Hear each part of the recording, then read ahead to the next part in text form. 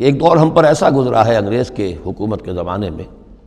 اور خاص طور پر جب نئی نئی مغربی سائنس اور مغربی تہذیب کا ہم پر حملہ ہوا ہے،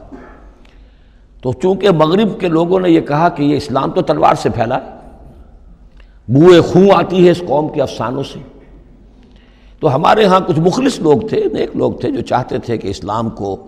اور حضور صلی اللہ علیہ وسلم کی سیرت کو بچائیں، اس کی دفاع کریں۔ انہوں نے کہا نہیں اسلام تلوار سے نہیں پھیلا، حضور نے تو جو جنگیں کی تھیں وہ صرف مدافعانہ تھیں، ان کے اوپر جنگ ٹھوس دی گئی تھی، اور آپ نے کوئی اقدام نہیں کیا۔ اور ان میں سب سے بڑا کام کیا ہے ہندوستان میں مولانا علامہ شبلی نعمانی رحمۃ اللہ علیہ نے، میں ان کا نام ادب سے لوں گا اس لیے کہ سر سید احمد کے زیر اثر تھے، اور وہ جو جدید جو ابھی آیا تھا،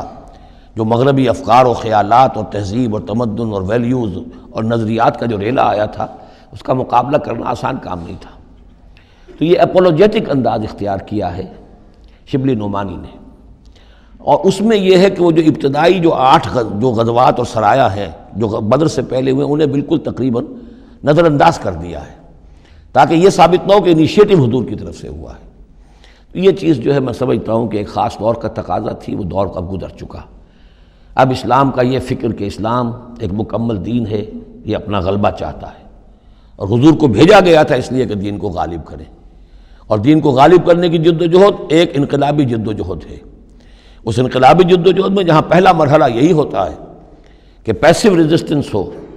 اور پہلے تیاری کی جائے، دعوت، تنظیم، تربیت اور صبر محض کے ذریعے سے ایک قوت فراہم کی جائے، پھر دوسرا مرحلہ آتا ہے باطل کے ساتھ ٹکرانا پڑتا ہے، اور اس میں آگے بڑھ کر ٹکر مول لینی پڑتی ہے۔ یہ نہیں ہے کہ انتظار ہی کرتے رہیں، یعنی ایک جس کو ہم کہتے ہیں کو ایگزسٹنس، پیسفل کو ایگزسٹنس، حق و باطل کے درمیان نہیں ہو سکتی۔ حق کیسے تسلیم کر سکتا ہے کہ باطل بھی موجود رہے؟ ہاں حق میں جان نہیں ہے، اہل حق جو ہیں بے جان ہیں، مردہ ہیں، تو مجبوری ہے، لیکن اگر اہل حق میں جان ہو تو وہ کیسے برداشت کریں گے کہ باطل جو ہے اس کا غلبہ رہے؟ ہاں باطل جو ہے وہ نیچا ہو کر رہے، اگر وہ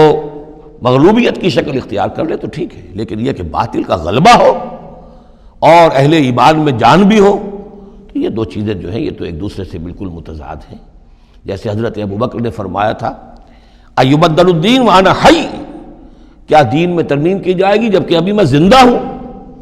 میرے جیتے جی دین کے اندر ترمیم یہ ممکن نہیں ہے۔ تو وہی بندہ مومن کی شان ہونی چاہیے۔ تو اصل حقائق الحمدللہ بہت اچھی طریقے سے واضح ہو چکے ہیں۔